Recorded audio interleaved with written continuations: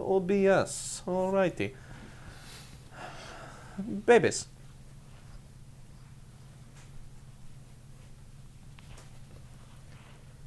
What's going on, everybody? Welcome to the Nightmares Minicast. Sometimes we don't have enough time to record a regular podcast, so we go ahead and we do a little bit of a truncated version of the normal Nightmares podcast. And a shorter version.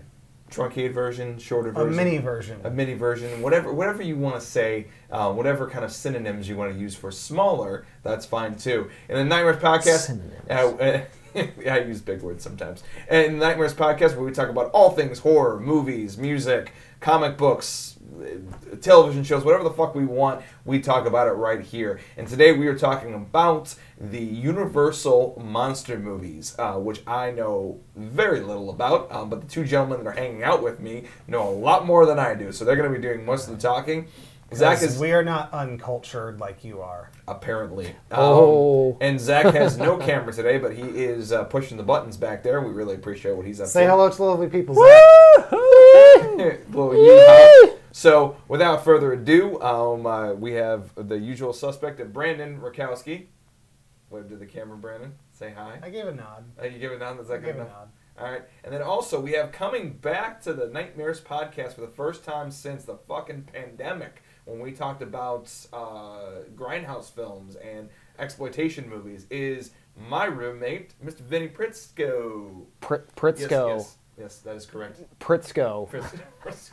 Sorry. I thought you were Prisco, Vinny. like the Prisco. Yeah. There you go. I'm pretty sure it's Vinny Pritzker. Pritzker. Uh-oh. Where's your? You got a couple $1 billion? I was gonna say, if that were the case, I'd have a big mansion. I'd be living in. You right? wouldn't be living He here. wouldn't have you as a roommate. No, he would not. But we don't have time for this. We have Universal monsters to talk about. Definitely. All right. So, Vinny, if you want to give it a crack, since you are a guest, unless you want to pass it to Brandon, so you can think about it some more. You want me to just name like a first favorite? Just talk about why, and talk about why. Oh man. So I mean, there's so many of them that are just amazing. Yeah, the Blu-ray box has like 31 movies in it or something like that. Oh yeah, because you got to think about all the sequels that each monster, because each monster had its own storyline and sequel. Yeah. In the sequels, they meshed, and we got the first cinematic universe. Yeah, the Monster Mash movies. There you go. Yeah. I would say for a starter, I'm going to start with an obvious, which is The Bride of Frankenstein. From 1935, I think, was the year of that one. That one has at times, why is it my favorite? Well, it's just the perfect blend of horror, humor, and just cleverness all mixed in.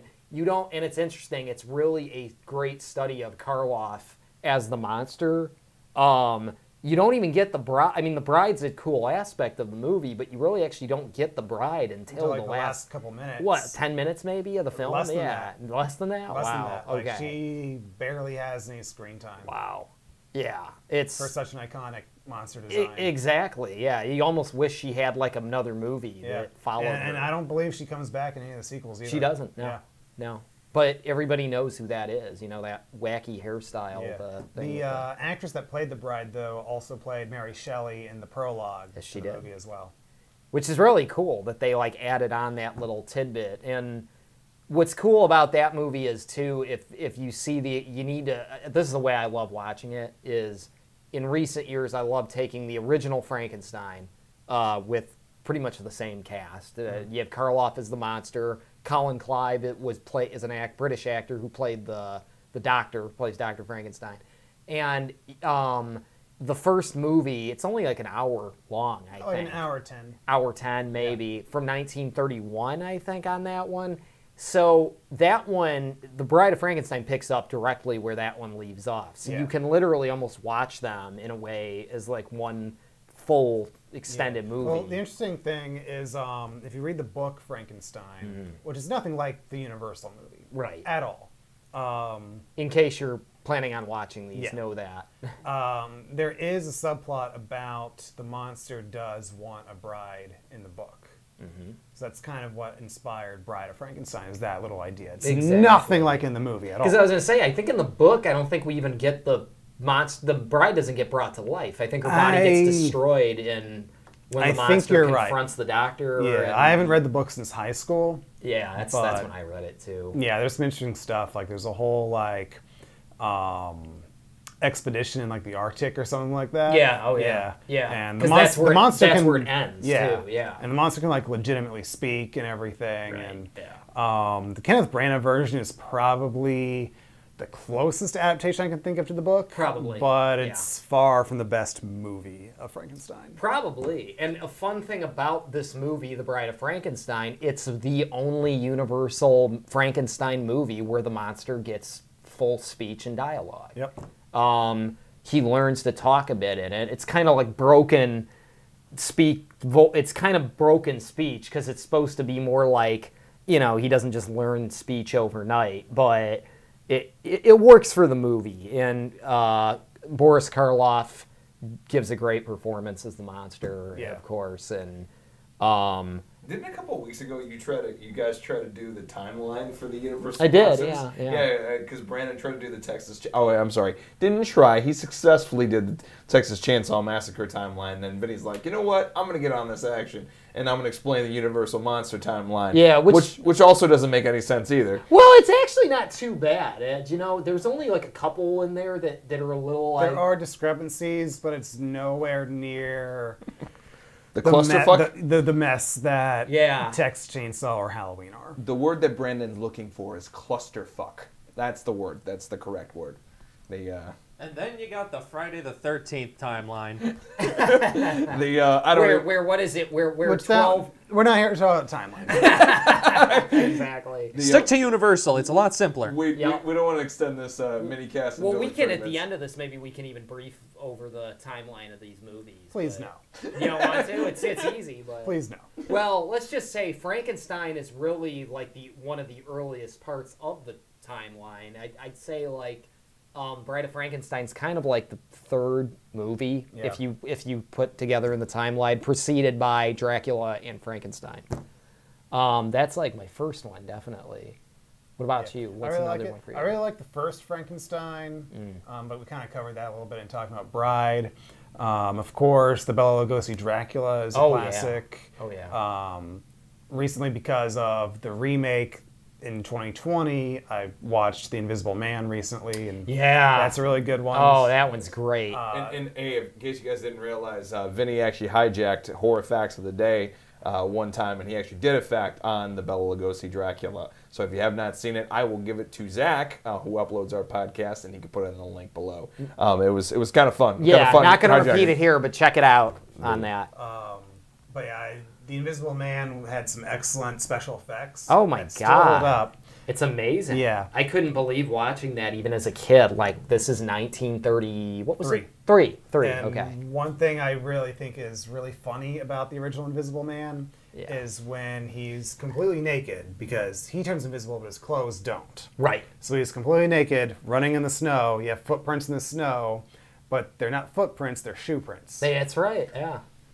And that's kind of towards the end, I think you see that a bit. Movie logic. But yeah, those shots where he's like taking out the bandages, revealing the invisibility, those are like 4 shots composited on top of each other. Totally. It's just, and again, it's so worth the watch. And what's funny is they did a great job of combining the horror elements, I would say, of it with that humor again. Which James Whale did Frankenstein, Bride of Frankenstein, Invisible Man, and he always combined a little bit of humor into his movies as well. Have you ever seen Gods and Monsters? Yeah, I did. Yeah, that's a great one, where Ian McKellen plays James Whale during the last days of his life. Right. That's probably also Brendan Fraser's best performance. Yeah, I think so. Yeah, I think it's definitely one of his best serious works, yeah. This is the reason why I'm staying the hell out of it, because I don't know anywhere near the amount that these guys do. I have no idea. If you get the chance, watch, and you're interested in these films, check out, I would say, Gods and Monsters as well, because it'll give you at least a good little slice of who that director was for those movies. And he was very flamboyant, of course, you know. Let's not forget Creature from the Black Lagoon. Oh, of course. But of course. Trilogy there. Yeah, dude. And I didn't know, and I don't know if a lot of people realize that there's the sequels to The Creature, which is cool. And which they're fun. Clint Eastwood is in the second one. Yep. What? Yeah. Yep. Yeah. Very briefly, for like but one scene, but he's in there. That was back when he was a studio guy, right? They just shuffled him into was whatever like a day movie. player. Young Clint Eastwood. At one point, John Carpenter was going to remake Creature from the Black Lagoon. Why the And Rick hell Baker didn't they was do going it? to do the design of it. Why has that not happened? Like, do we know that just why? fucking hurts. Oh, I'm- it doesn't it? Oh. Yeah. I don't remember off the top of my head why, but yeah, you can easily find a picture of Rick Baker's design online. Oh, they Looked need to pretty do cool. it still or something or find a way. That breaks my heart too. The bit that I think he technically retired. Rick Yeah. Baker did. Yeah, Maleficent was his last movie. Yeah. Dude, still to this day though, the coolest design for a Creature from the Black Lagoon is Monster Squad. Yeah. It's so fucking cool, man. I need to see. I have dude. not actually seen Monster Squad. That's dude. Well, I mean, we're talking about the Universal monsters. I mean, And that's what it was, right? Yeah, it was like a it is. nod Oh, to dude, all it's- them mashed together. Dude, it's like a better. And Brandon's gonna be very glad that I'm saying this, because he just won. You know what? Switch to his fucking smug face right now. Look at that smug face. Now switch it back to me. It is better than Goonies. Really? It's a better version of Goonies. Really? And I fucking hate that I have to finally admit that to that smug son of a bitch that's across the table right now. I fucking hate Makes it. me wanna watch But those it's back to but it's the back. truth. Mark, slap him for the camera. Dude, I can't reach that far. Brandon, get out of Mark's camera. The Brandon, get out of Mark's camera. Thank you. but it's really fucking good, and they are the Universal monsters for the most part, and it's a fucking good movie. I'm gonna watch it. Definitely. Well, yeah, and I mean, it's cool, and that kind of brings in, you had like the movies like Dracula, Frankenstein, Bride of Frankenstein, respectively. Yep. You got another one I absolutely just love. I think he's probably one of my favorite monsters is the Wolfman. Yeah, Stay on the road. Oh, it's so. that's one of the greats. Oh, it's just so cool. It's I just wish such a the great 2010 thing. remake was better, but Rick Baker's makeup was awesome for it. So what? Yeah, what did you just quick like? So did you like that one, or were you kind of I like aspects of it, okay? but I don't like it as a whole movie. I think it Oh, just wow. didn't work as a whole. Okay. Is it the one with Anthony Hopkins? Yeah. Yeah. Okay. And Del Toro. Yeah. I honestly, as a huge Wolfman fan, I actually really liked it. I'm not. I'd like to. I'll have to ask you about that later. But I liked it as I don't think it's like a masterpiece. It's but a really good-looking movie. Oh, I love the way it looks. I loved where they set it. That they really just went back to that old Gothic, thing that these movies were. And I Yeah. think that's another thing to note. At least all of them, I'd say, aside from the Creature from the Black Lagoon. Another great one. Which that may be really the only one that I think has been untouched by a remake so far, because we've got Dracula, Right, of course. which of course that's had a lot of remakes. Frankenstein, Many. the Wolfman got the Wolfman. Benicio del Toro remake. Right. The Mummy, The Brendan Mummy, Fraser and Brendan Fraser. Tom Cruise, Which was, unfortunately. the Brendan Fraser one was great. Yeah. It's great. Masterpiece. It's great, but I will argue the original Karloff one from 1932 is the best and is then, of course, unbeatable. we got, that if you haven't seen it, see it. And of course, Fair we just got the Invisible Man remake. So Yeah, that's right. Of That's those right. 6 core Yeah. Universal monsters. Yeah. What the man. you know what the funny thing is, and I've often joked about this. The closest to the actual more of a remake and a direct correlation is Hollow Man with Kevin Bacon. Yeah. The new Yeah. Invisible Man takes elements of it, but it's not 100% the story. And I will be honest, I'm not a fan of that new one for that reason. I will Really? admit, as its own standalone movie, it's definitely not bad. It's an awesome movie. I think it's an awesome I movie. just, I think it had a lot of forced stuff. I'm not going to get into, No, but fair enough. But Fair enough. I don't know. I I see you. So Brandon, what are some of your favorites? We kind of just touched on the big ones, but going to the sequels a little bit. Son of Frankenstein is a good one. Totally. Bela Lugosi plays Igor. Igor is not from Frankenstein; he's from Son of Frankenstein. Yep. And he was not the doctor's assistant. Yeah. He was a hunchbacked kind of thug kind of type character that was he was hung, right? They Yeah. tried hanging him. It screwed up his neck Yeah, or he's got something. like the weird neck. Well, that's weird. And he finds the monster. Yeah. And what is And he aiming to do with him? I don't remember. It's been a real long time since I've seen it. But Son of Frankenstein's a good one. And what's really cool is you've watched Frankenstein, Bride of Frankenstein, Son of Frankenstein, then Young Frankenstein. Young Frankenstein does actually play as a sequel to those original 3. Oh yeah, you're right. Yeah, That is awesome. yeah, that is actually kind of funny. And to think Dracula's Daughter about. is an interesting sequel. That's an interesting Yeah. one. Yeah, not bad. Dracula's daughter's a I've thing? Yeah. That's a thing. never heard that. Yeah. I'm with Mark not on that very, one. It's not very well known Yeah. and talked about among the. Yeah, I think it was made Right. like 1936. I think it was. Yeah, I think you're right. And I think it's you're got right. some very, very subtle, because it's 1936, but it's got some very subtle sort of like lesbian undertones. Yeah. To it. It's edgy for that era. It you really know. is. Now The, you're like, Women in comfortable shoes. Hey, Mark. Giggity. Women in comfortable and shoes. then what you had, and then like they did a whole slew of things with Frankenstein. Yeah. I think so. You There's had like Ghost of Frankenstein, Ghost House of Frankenstein. which is one of the Monster Mash movies. right. It's kind of the first one that's the first one where they get all of them. Yeah. In there, the first Wolfman- mashup is Frankenstein meets the Wolfman. Yeah, and I love that one. Yeah, and I love Wolfman it. never really got standalone sequels. His sequels were the Monster Mash movies. Exactly. Yeah. Invisible Man had some fun sequels. Yeah. Definitely. Invisible Man Returns. was Vincent really Price. good. Vincent Price, of course. Young Vincent Price, yeah, made an appearance in it.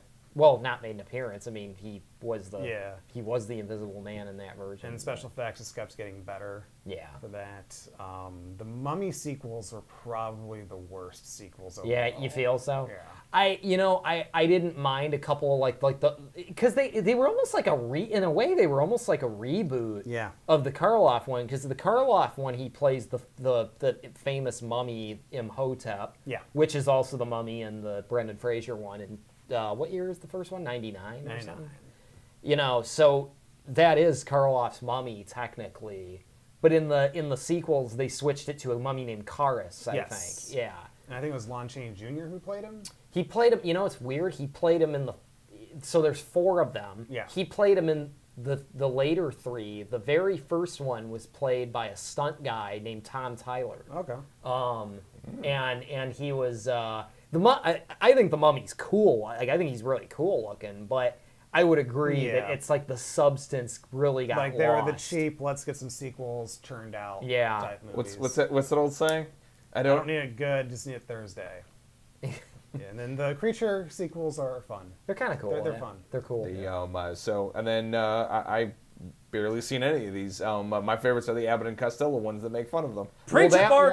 Those are kind of like what were the end of the Yeah. era with those, but they're fantastic. And the greatest one, and to me, it's the greatest horror comedy ever made, is Abbott and Costello Meet Frankenstein, because that features the Wolfman and Dracula And Frankenstein's Monster. and Frankenstein's And at Monster, the very end, a cameo. by Vincent Price as the Invisible Man. Yep. My favorite one is the Invisible Man one, where he's, The boxing with one? the boxing one. That's a yeah. great one, Oh my too. god, it's fucking Yeah, hilarious. that's a great when he's fun doing the little speed one. bag and then he's doing it with his head. I love that one, The yeah. and then also too there's one where they're in a haunted house. I don't think it had any relation Yeah, Hold to- That Ghost. Oh my god, That's it's a great one, Keep yeah. I still remember that line. Keep one eye on that candle, one eye on that candle, one eye on me. Well, if you the one notice- girl's like, One, if you notice that the candle joke, just a little fun thing about that, the candle joke in that one gets recycled, it's slightly retooled in Abbott and Costello Meet Frankenstein. Lou Costello is Dracula's in his coffin and he keeps opening the thing real slowly, and the candle keeps sliding and moving, and he hears the creaking, and he's not like watching it, but he keeps hearing it, and it's Of the course. whole mistake, and nobody believes him that these monsters are there. But then at the end, yeah, they're there. And then, of course, I love Young Frankenstein. Oh, yeah. There's absolutely nothing better than that shit. So, watched it on a plane recently. It was still so fucking funny. I think people are getting upset with me next to me. They're like, what he's laughing like a psycho. What the fuck's the matter with him? Really? Yeah, and I'm like, I'm watching Young Frankenstein. Yeah, you should have said, "Do you see what I'm watching?" Yeah, I can't help it. All right, gentlemen. Final thoughts as we wrap around. Brandon. Watch the Universal Monster movies. If you want to watch all of them from the 6 core monsters, it's going to take a few days. It's like 30 movies in there, but it's worth it. Especially those essential ones like Dracula, Frankenstein, Bride of Frankenstein, Wolfman, Invisible Man, Mummy, Nice. Creature from the Black Lagoon. Absolutely. Which we did not talk about the Spanish version of Dracula. Oh, but yeah, we'll save there's- that for another time. Yeah, we could do something like that. Vinny.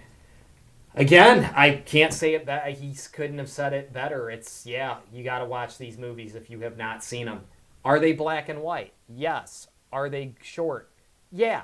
However, something that is in black and white, I will stress, doesn't mean it's bad. Sometimes it's brilliant.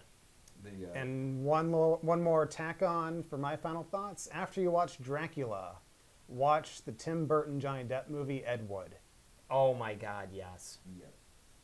Just do it. 100% agree. And then my final thought is after you're done watching those Universal monsters, go ahead and watch all the Abbott and Costello movies, and then Young Frankenstein, because those are awesome as well.